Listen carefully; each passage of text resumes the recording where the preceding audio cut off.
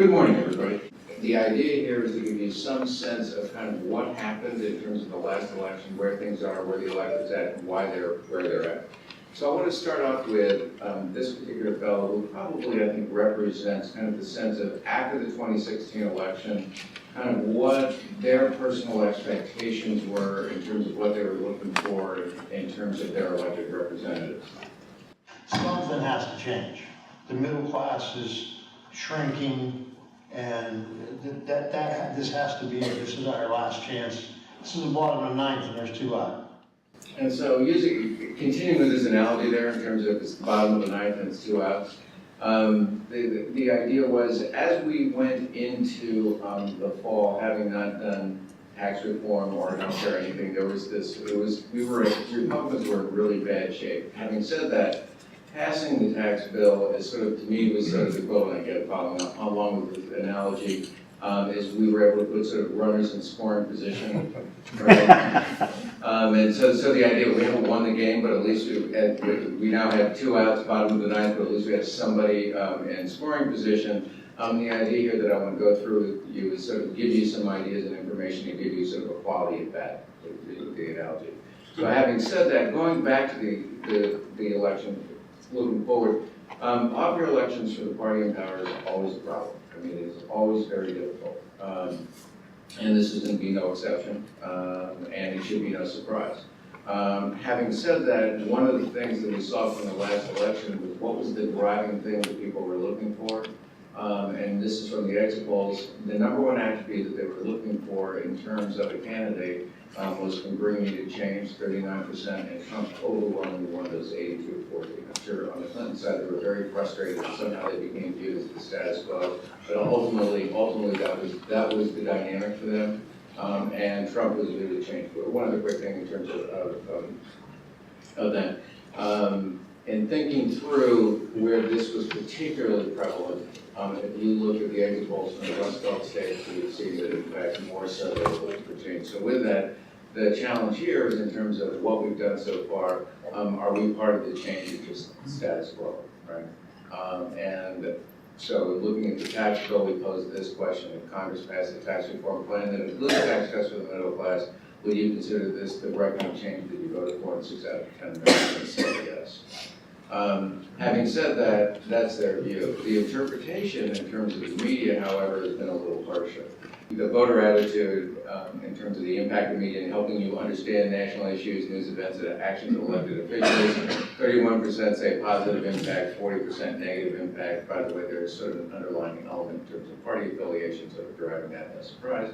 And here's somebody sort of describing their view in terms of the impact. It's like this culture of like spin in media, and don't focus on the actual facts or task. It's more, you know, make up whatever you want. Yeah, like your point across. You go to the constant hit piece after hit piece after hit piece. And so actually the electorate does sort of get that. And when you pose the question in terms of what's most influential in your political views and people's given street choices, interesting enough, your own experience, not surprisingly, was number one. Your family, number two. Your education, number three. Your news and media sources, actually number four. Right, and so the sense of like, in terms of what's influential, you actually put them far down the list. And to give you another sense of being more precise in terms of how they got to that conclusion. I get notifications on my phone for news. CNN already says, you're going to get more money in your paycheck, but here's why it's bad. So they're already attacking it, and it's like they're gonna spin it and get it in people's heads that it's bad before.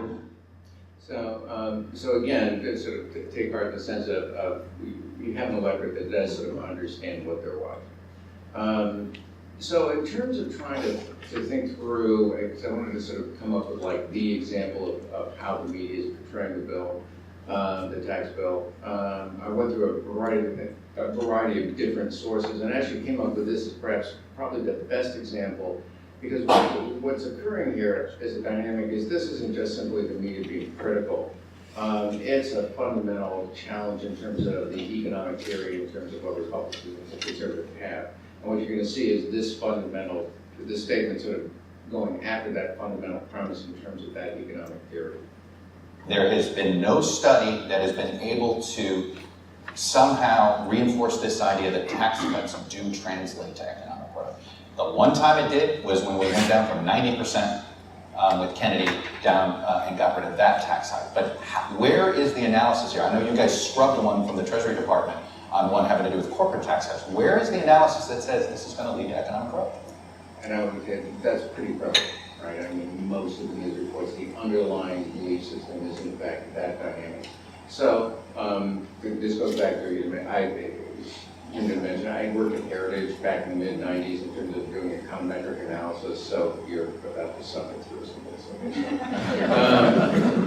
okay? So let's go back to the Kennedy tax cut that he was talking about, 1964. The 2 years after, economic growth was greater than 6%.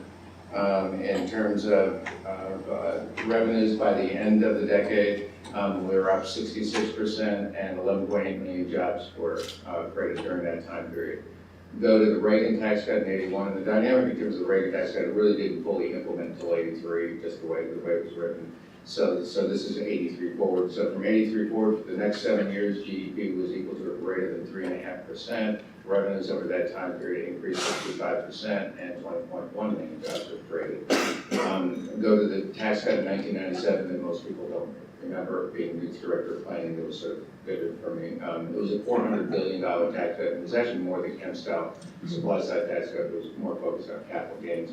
Having said that, it was GDP from that point forward, 4% through 2000, balanced budget through 2001, the first time we balanced the budget since Neil Armstrong walked on the moon. And again, over that same time period, 8.2 million jobs created.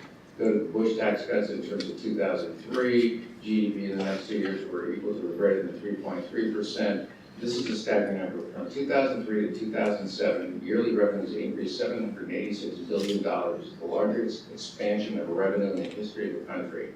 And to take it a step farther, by the way, everybody talks about how the Bush tax cuts in fact contributed to the deficit. Well, actually, over that same time period, 2003 to 2007, the deficit was cut by 57%. Actually, in 2007, it was $161 billion, right? We can't even get to 161. I mean, that seems like such a far away number at this point. Having also said that, there were 7.8 million jobs created.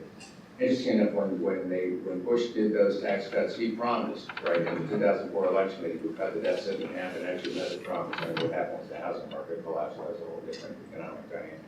So going back to Chuck's basic argument, so do tax cuts create economic growth? Well, in 64, 6.5%, 3.5% in 81, 4.5% in 97, 2003, 3.3%. So the answer is yes, it does. And I think everybody in this room, one of the things, if you walk away with nothing else, in terms of our economic theory, at least up to this point, has been successful, right? And that's the underlying challenge that you see occurring. So with that, I'm going to have Myra go through, so what's the value proposition to the electorate in terms of the tax cut? So before we get into views about the tax plan itself, I want you to be able to hear from voters about what's happening in their own economic situations. I can't really afford to invest as much in my retirement because I'm living paycheck to paycheck as it is. I think more or less, we do, as my family, we do live more paycheck to paycheck.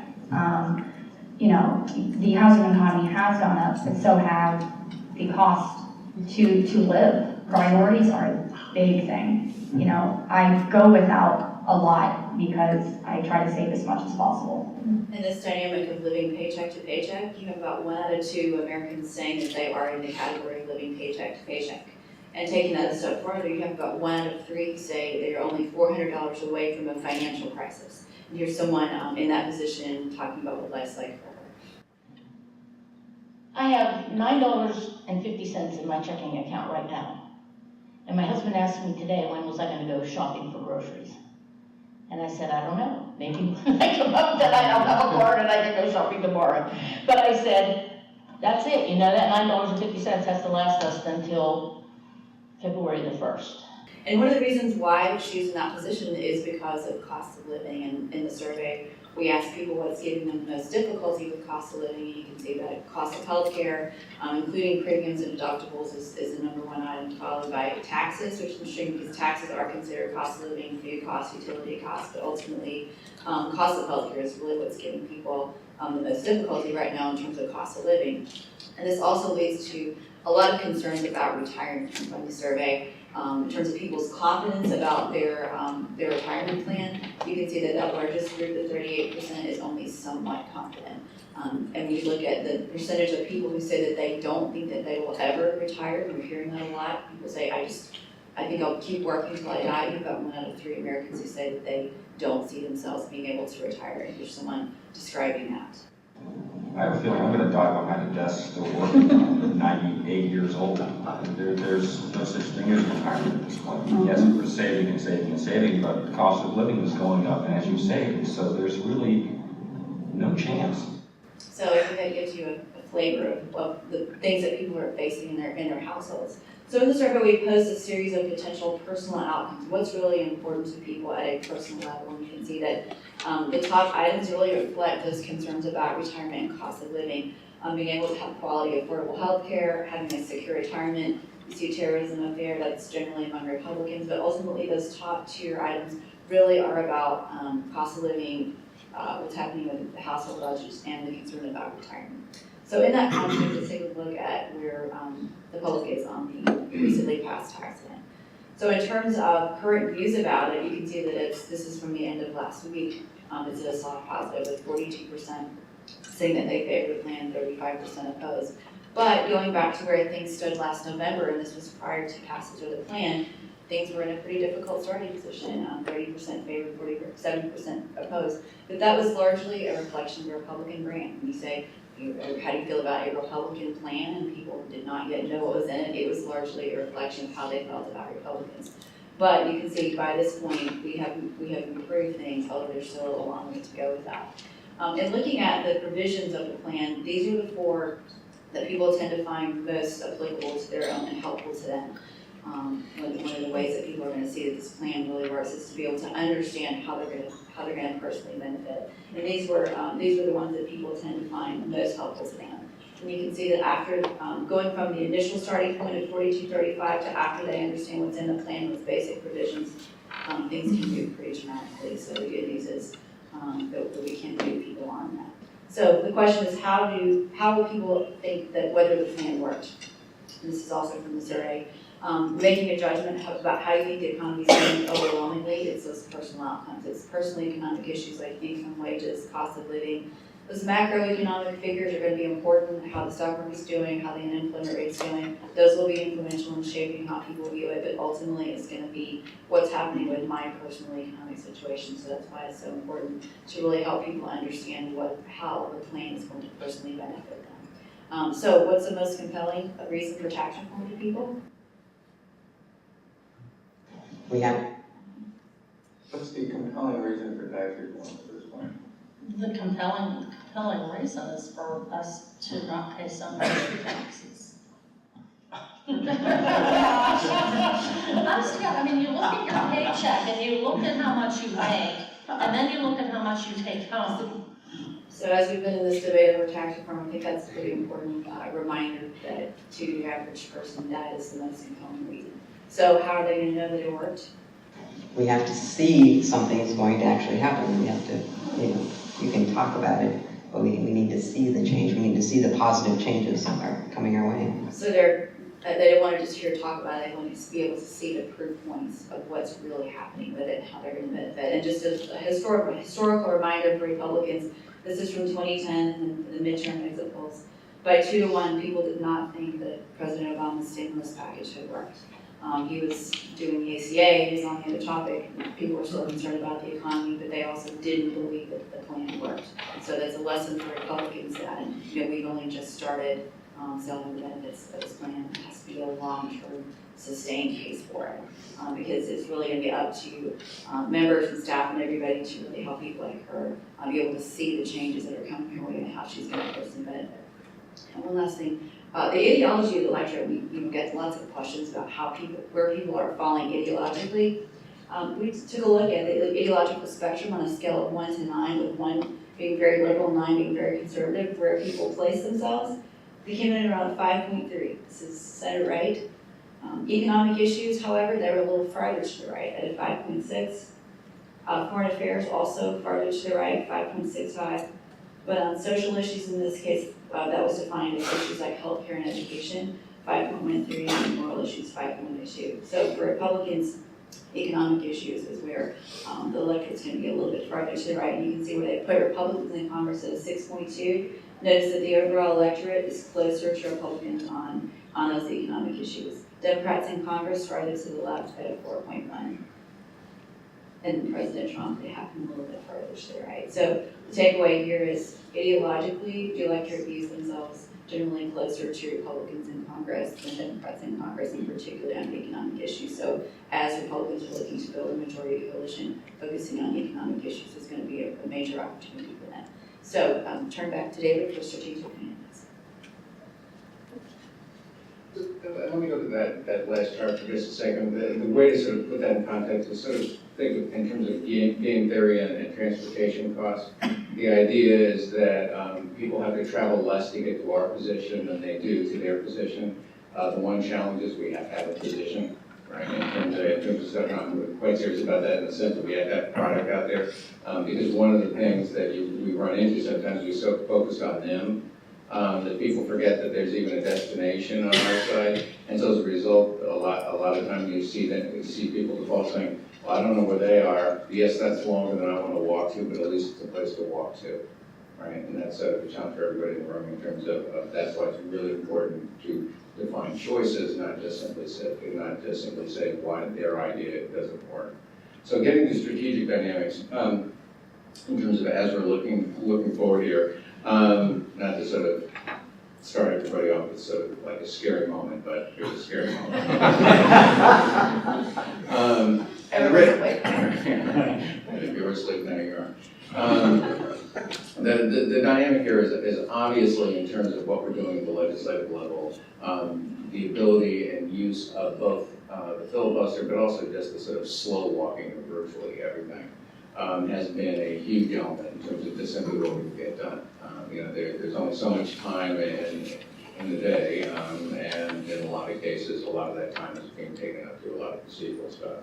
Having said that, that is a challenge. But I'm also going to suggest to you, given that let's assume we could pass everything between now and the end of the year.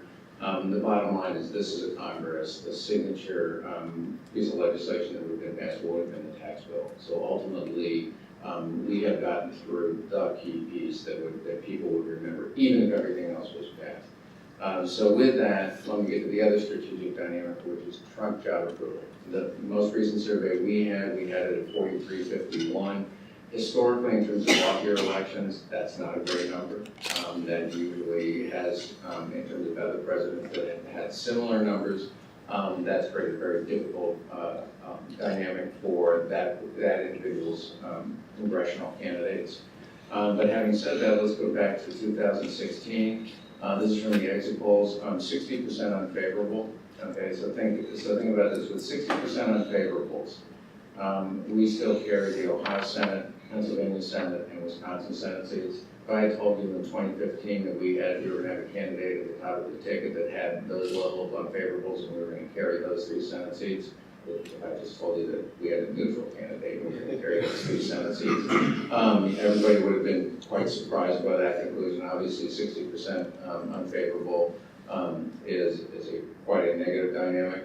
And having said that, this is somebody who pulled off something that actually it's been the last person to do was Reagan in terms of carrying the 4 Rust Belt states, Ohio, Pennsylvania, Michigan, and Wisconsin. So the conclusion here is that his job approval is not a good number. It's not like this is an asset. I'm not saying that at all. But what I'm saying is we could actually do well with him having 60% unfavorable, so I'm not sure what these numbers mean. Okay, I know I'm supposed to tell you what these numbers mean, but in this particular case, I'm not sure. I will say they're not good, right? I'm not arguing that point, and I'm not saying that in this dynamic that we would make. I mean, we would much rather have it be above water as opposed to below water. But I'm also saying we don't know what it means, right? I mean, the fact that Ron Johnson can carry Wisconsin with a candidate at the top of the table with 60% unfavorable is a pretty remarkable outcome.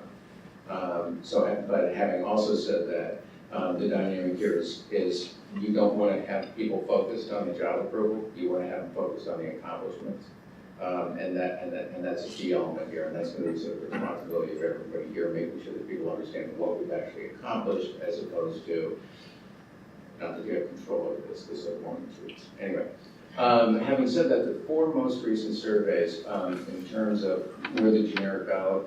The first thing to notice here is there's a huge range, right? So you have Reuters with Democrats at +1 and The Economist with Democrats at +9.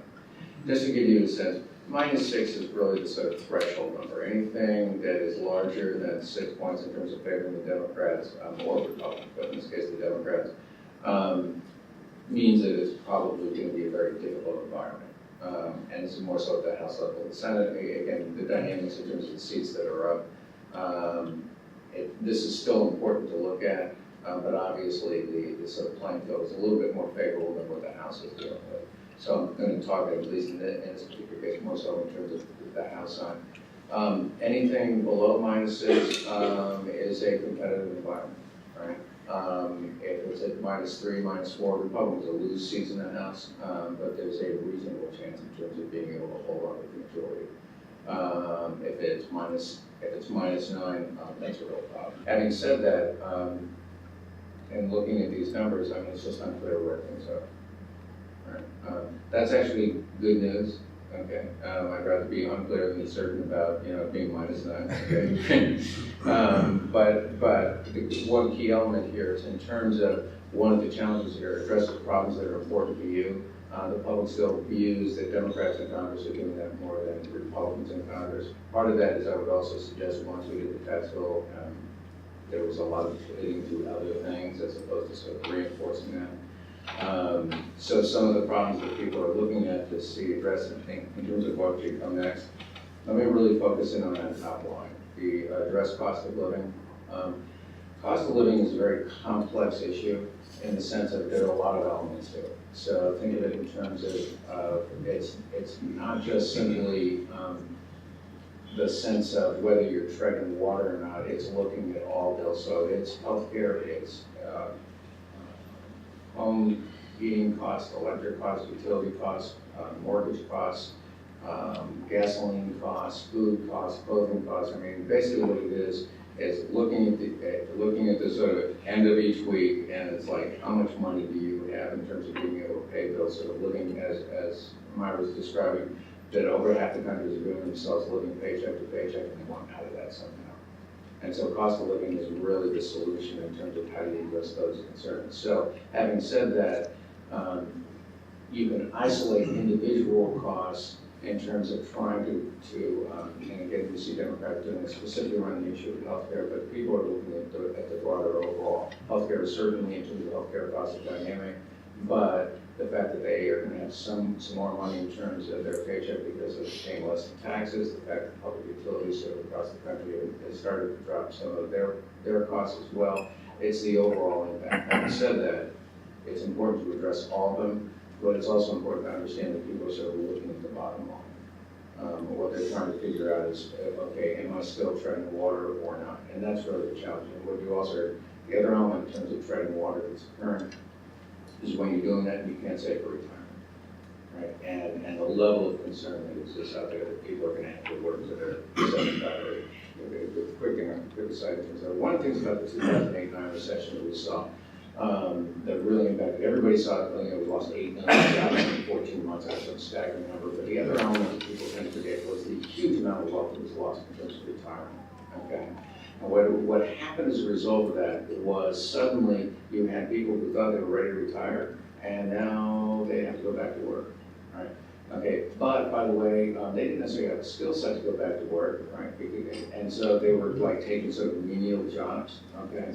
And so what was happening is then their kids, who were say 30 to 55, were sort of having to help supplement. Okay, while they were help supplementing, let's say their kid just came home from college, and rather than being able to find a job, now they're in the basement. So they're having to take care of their kid and pay the college loans while helping their parents out. So what are they burning through? Their retirement money.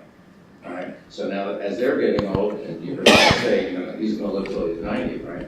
So what's happened to their kids, right? Well, their kids just saw both their parents and grandparents get wiped out, and so they've got a very cautious approach in terms of things of how they're viewing things. So this whole dynamic of cost of living and treading water and being able to break out of that cycle is still very prevalent. So that's why when good economic news emerges, people are kind of like, well, I didn't hear it, I want to see it. Okay, and that is very, and part of the challenge here in terms of the tax cut, where people like the idea in terms of having more money in their pocket, they want to see it. They want to be able to understand what it means and what it's going to mean for them day to day. So addressing cost of living is a much broader issue. Tax cuts feed into that in a very positive way, but you want to look at other elements as well. Having said that, one of the things that we've seen prior to the tax bill, in terms of issue handling, we see the Republicans are slightly behind in terms of the economy and jobs, and well behind in terms of taxes, sort of the initial for it. Part of the challenge we're having in terms of taxes, and all of you went through this, is since we didn't have a clear plan, because we were all sort of like working through what that would look like, right? You know, it was hard for us to sort of lay out, here's what we're going to do, because we weren't quite sure, we were still negotiating. The Democrats, however, sort of cherry-picked things and sort of created a challenging dynamic. By mid-January, however, things have changed, and now at the end of April, people now have a more positive view in terms of how we handle the economy and jobs. But notice the taxes, we have still not won that argument. To a large degree, that's because for a variety of reasons we pivoted to other things, which I would suggest it was not necessarily that we should be doing. And then we have to win this particular argument. And so, well, how do we do that? It's through voter benefits, and here's the key strategic. If you're going to look at one element to sort of define setting the context for how people view whether change was achieved at the scale they wanted to deal with this question. Do you, and this we just did this, do you think this plan will or will not lower taxes for people like you? 38% say will, 44% say will not. Obviously, that number's got to be incorrect on a basic level, given the fact that 70% of the country doesn't itemize, and clearly, by doubling the standard deduction alone in rates, it's going to positively impact all those folks. You know that number on the left-hand side should be higher, but the problem is they don't know that.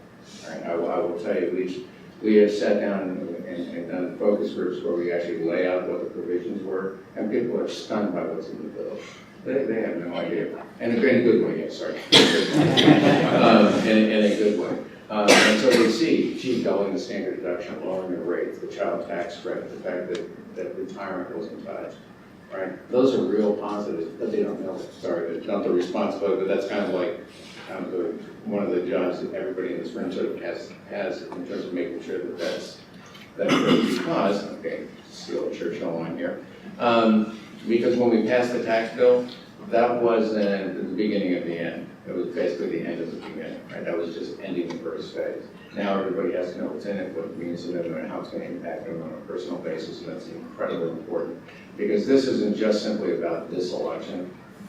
This is about being able to show why our economic theories impact what's right for this country and where we need to go. So with that, and armed with that information in terms of being able to go and define those benefits, and be able to engage folks, in fact, and watch them appreciate that. Hopefully what that'll do is give us that quality of that to drive home the winning run.